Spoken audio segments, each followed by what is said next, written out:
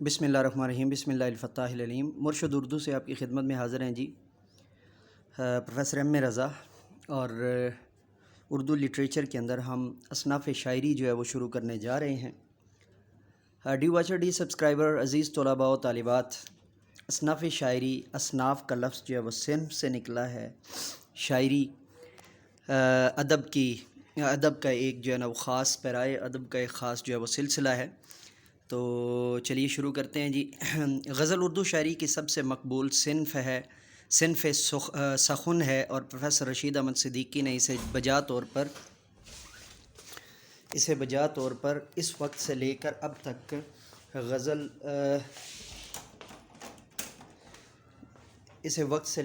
تک غزل طرح طرح کے اعتراضات کا نشانہ، اردو میں جب سے تنقید کا باقاعدہ آغاز ہوا ہے اس وقت سے لے کر اب تک غزل طرح طرح کے اعتراضات کا نشانہ بنتی رہی، لیکن اس کی مقبولیت کم ہونے کی بجائے برابر بڑھتی ہی گئی، اور ثابت ہو گیا کہ غزل میں زمانے کے ساتھ ساتھ بدلنے، ہر ضرورت کو پورا کرنے اور ہر طرح کے مضمون کو ادا کرنے کی صلاحیت موجود ہے۔ اور اب تو یہ بات روز روشن کی طرح عیاں ہے کہ اس صنف سخن کو کبھی زوال نہ ہوگا۔ غزل عربی زبان کا لفظ ہے اور اس کے معنی ہے، اچھا یہ عربی زبان کا بھی ہے، اور جو ہے وہ ترکش زبان کا ایک لفظ جو ہے وہ گیجلر، وہ بھی بگڑ کر جو ہے وہ ہمارے ہاں یعنی گیجل، وہ بھی بگڑ کر جو ہے وہ غزل بنا۔ وہ ایک الگ تحقیق ہے، سر دست میں آپ کو اس کی جانب نہیں لے کر جا رہا، لیکن اس کے اوپر بھی انشاءاللہ عزیز الگ سے آپ کو لیکچر ضرور دوں گا۔ یہ آپ لوگوں نے آج کل جو ہے نا وہ ایک عام جو ہے نا وہ گیجلر کے نام سے جو ہے نا وہ ایک ٹرکش سانگ بھی آپ کی سماعتوں سے گزرا ہوگا، اس کا بھی جو ہے نا مین مقصد ہے اور طریقہ کار یہی ہے کہ وہ جو ہے ایک جو لڑکیوں کی بات ہوتی ہے، یا اس میں جو ہے نا گیجل جو ہے وہ لڑکی کو جو ہے وہ کہتے ہیں، تو وہیں سے غزل اور پھر غزل بھی جو ہے نا وہ، تو اس کی پھر وہ ایٹمولوجیکل ایکسپریشنز یا اس کی جو ہے نا وہ ہیں مزید، جو کہ اردو ادب کے اعتبار سے جو ہے یا جو ہے وہ لفظی تحقیق کے اعتبار سے، وہ پھر ہم انشاءاللہ اس کو بعد میں لے کر چلیں گے۔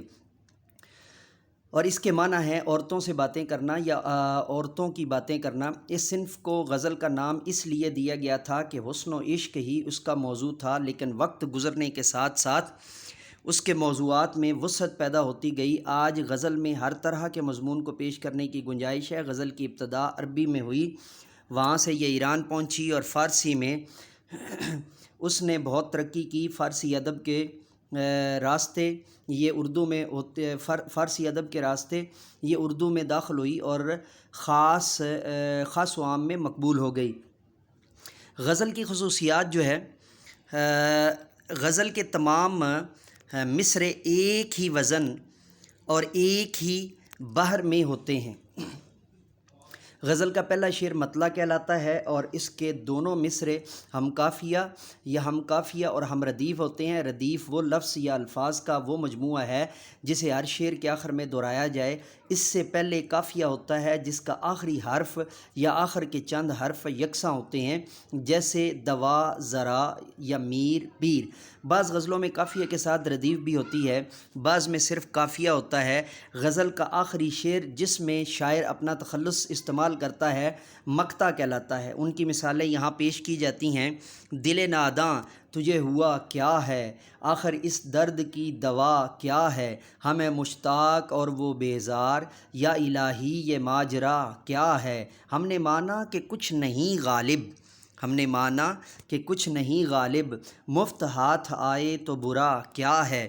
پہلا شعر مطلع ہے اور تیسرا مقطع کیا ہے ردیف ہے، جو مطلع کے دونوں مصروں اور باقی اشعار کے دوسرے مصروں کے آخر میں دہرائی گئی ہے۔ ہوا، دوا، ماجرا، برا قوافی ہیں۔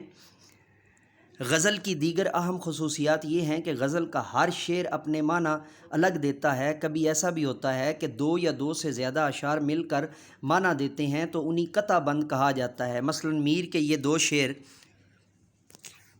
کل پاؤں ایک کاسہ سر پر جو آ گیا، یکسر وہ استخوان شکستہ سے چور تھا، کہنے لگا کہ دیکھ کے چل راہ بے خبر، کہنے لگا کہ دیکھ کے چل راہ بے خبر، میں بھی کبھو کسو کا سرے پر غرور تھا۔ عام طور پر غزل کے شعر کو 2 مصروں میں مکمل مضمون ادا کرنا پڑتا ہے، اس لیے وہ اختصار اور رمز و کنایے سے کام لینے پر مجبور ہے۔ دوسری خاص بات یہ ہے کہ قصیدے اور مثنوی کی طرح غزل خارجی نہیں بلکہ داخلی صنف سخن ہے۔ اچھا، اس میں یہ جو ہے نا میں تھوڑا سا اضافی آپ کو سمجھانا چاہتا ہوں۔ داخلی صنف سخن کا مطلب جو ہے بنیادی طور پہ یہ ہوتا ہے، داخلی صنف سخن کا مطلب ذاتی طور پہ یہ ہوتا ہے کہ اس میں وہی بیان کرتا ہے جو اس کے دل پر گزرتی، یعنی اندرونی جو صفات ہوتے ہیں نا وہ بیان کرنے ہوتے ہیں، باہر کے جتنے بھی صفات ہوتے ہیں ان کو بیان اس میں نہیں کیا جاتا۔ اس لیے غزل کے خاص موضوعات حسن و عشق ہیں۔ ایک اور بات یہ ہے کہ غزل کا شاعر عام طور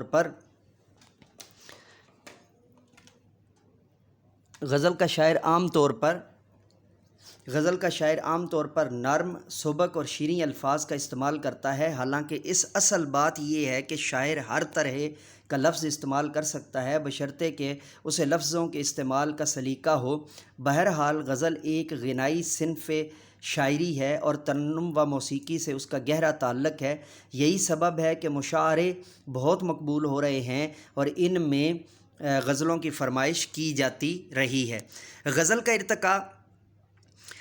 ارتقاء اردو شاعری کا بیشتر سرمایہ غزل پر مشتمل ہے اور تقریباً تمام شاعروں نے غزلیں کہی ہیں، لیکن یہاں صرف صف اول کے غزل گو شعراء کا ذکر کیا جا رہا ہے۔ دکن کا پہلا صاحب دیوان شاعر کلی قطب شاہ غزل گو بھی تھا، لیکن اس صنف میں جن دکنی شعراء نے خاص طور پر نام پیدا کیا ان میں سراج اور ولی قابل ذکر ہیں۔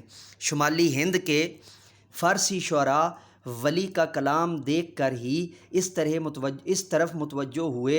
ان میں شاہ حاتم، شاہ مبارک، آبرو، مرزا مظہر جانے جانا کے نام اہم ہیں۔ اس کے بعد غزل کے سنہری دور کا آغاز ہوتا ہے۔ اس دور کے لافانی شاعر ہیں میر تقی میر اور جو ہے وہ سودا اور درد یعنی خواجہ میر درد۔ اس کے بعد دہلی یعنی دلی کے اجڑنے پر لکھنؤ میں شاعری کی محفل جمتی ہے۔ یہاں یہ محفل اثر لفظ ہے اور محفل غلط العام ہو چکا ہے۔ یہاں کے شاعروں میں مصحفہ اور مصحفی دونوں طرح سے پڑھا جاتا ہے۔ اگر جو ہے وہ کھڑا زبر لگائیں گے تو مصحفہ ہو جائے گا۔ اور انشاء اللہ خان انشاء اور جرت قابل ذکر شاعر ہیں۔ ان کی غزلوں کا انداز شعرائے دلی کی غزلوں سے مختلف ہے۔ اس کے بعد دہلی میں شعر و شاعری کی محفلیں پھر سے آراستہ ہوتی ہیں۔ غالب، ذوق اور مومن اسی دور سے تعلق رکھتے ہیں۔ غالب نے غزل کے موضوعات کو وسعت دی اور اسے فکر سے آشنا کیا۔ ذوق نے زبان پر زیادہ زور دیا۔ مومن نے معاملات عشق میں نام حاصل کیا۔ اقبال نے غزل میں فلسفہ پیش کر کے ایک نئے انداز کی بنیاد رکھی۔ ان کے بعد اصغر، فانی، شاد، حسرت، آرزو، یگانہ اور جگر نے غزل کو فروغ دیا۔ یہ بات خاص طور پہ یاد رکھیے گا کہ غزل کے اندر فلسفی سب سے پہلے حضرت اقبال نے جو ہے وہ شروع کی اور جگر نے غزل کو فروغ دیا۔ پھر فراق، گورکھپوری، فیض احمد فیض، روش، جذبی اور خورشید الاسلام، ناصر کاظمی، خلیل الرحمن اعظمی، شاذ تمکنت، شہریار، بشیر بدر، ظفر اقبال، احمد مشتاق، شکیب جلالی، ساقی فاروقی، عادل منصوری، محمد علوی، پرکاش فکری، اطہر نفیس، صہبا اختر، محبوب ہاشمی، منظور خزاں، بمل کرشن اشک وغیرہ ہیں۔ اچھا، اس میں جو ہے نا وہ ایک بات کو میں لازمی طور پہ آپ کے ساتھ جو ہے نا وہ شیئر کرنا چاہتا ہوں اور وہ بات یہ ہے، خاص طور پہ یہ بات ذہن میں رکھیے گا اور اس کو واضح طور پر جو ہے وہ جانیے اور سمجھیے گا کہ فلسفہ کے حوالے سے ہمارے ہاں جو ہے وہ جو ایک ہی رائے ہے اور اس میں ہمیں اس بات کو ماننا پڑے گا کہ بعد میں جتنے بھی شعراء نے غزل کے اندر جو ہے نا وہ فلسفہ بیان کیا ہے یا اس بابت جتنا بھی کیا ہے، ہاں یہ بات یاد رکھیے گا کہ اردو کے اندر جو ہے وہ غزل کے اندر سب سے پہلے فلسفہ اقبال نے پیش کیا ہے، لیکن ایران کے اندر کانی ہے، اس کے بعد پھر جو ہے نا وہ سعدی شیرازی ہیں، اس کے بعد پھر اور جو ہے وہ حافظ ہیں، اور ڈھیر سارے شعراء نے بہت زیادہ اس کے اوپر جو ہے نا وہ کام کیا ہے۔ اور اب عرب کے اندر تو خیر جو ہے وہ شاعری کے اندر ہی فلسفہ بھی سب سے بنیادی اہمیت، اور پھر اسی طرح جو ہے نا وہ ہم اگر چلے جاتے ہیں ادھر جو ہے وہ گریک میتھالوجی میں چلے جاتے ہیں، یا جو ہے وہ رومن میتھالوجی میں چلے جاتے ہیں، یا پرشین میتھالوجی میں، تو اس میں تو شاعری ہی جو ہے نا وہ اس کے اندر ہی فلاسفی اور سارا کچھ جو ہے وہ پیش کیا جاتا تھا۔ تو یہ غزل کی وہ بنیادی معلومات ہیں اصناف شاعری کے اندر، چونکہ اردو میں سب سے زیادہ جو ہے نا وہ دوام وہ غزل کو حاصل ہے۔ تو آج ہم نے اس کے اوپر جو ہے وہ لیکچر کیا، اور اگلے لیکچر کے اندر ہم انشاءاللہ العزیز قصیدہ اور اس کے دیگر جو ہے نا وہ معاملات کو لے کر چلیں گے۔ تو امید واسع کیا کہ آپ نے چینل سبسکرائب کیا ہوگا، بیل کے آئکن کو آل پر پریس کیا ہوگا۔ اگر آپ یا آپ کا کوئی فیملی کا فرد یا آپ کا کوئی جو ہے نا وہ شاگرد، اگر وہ جو ہے اگر اسے جو انگلش جو ہے وہ انگریزی ادب کی کوئی جو ہے نا وہ صنف یا انگریزی ادب سے جو ہے نا متعلقہ لیکچرز درکار ہوں، تو ہمارا چینل مینٹور انگلش کے نام سے، مینٹور انگلش پروفیسر ایم اے رضا، انگلش کے اندر آپ لکھیں گے تو ہمارا انگلش چینل آ جائے گا۔ دونوں کو سبسکرائب کریں، بیل کے آئکن کو آل پر پریس کریں۔ اسی کے ساتھ اجازت دیجیے میرے ساتھ مل کر کے یہ انسانیت کی بہتری کے لیے، تعلیم و تربیت کے لیے ایک قدم اور۔ Let me go now and say with me, do something more for humanity, do something more for knowledge and practices. Have a good day.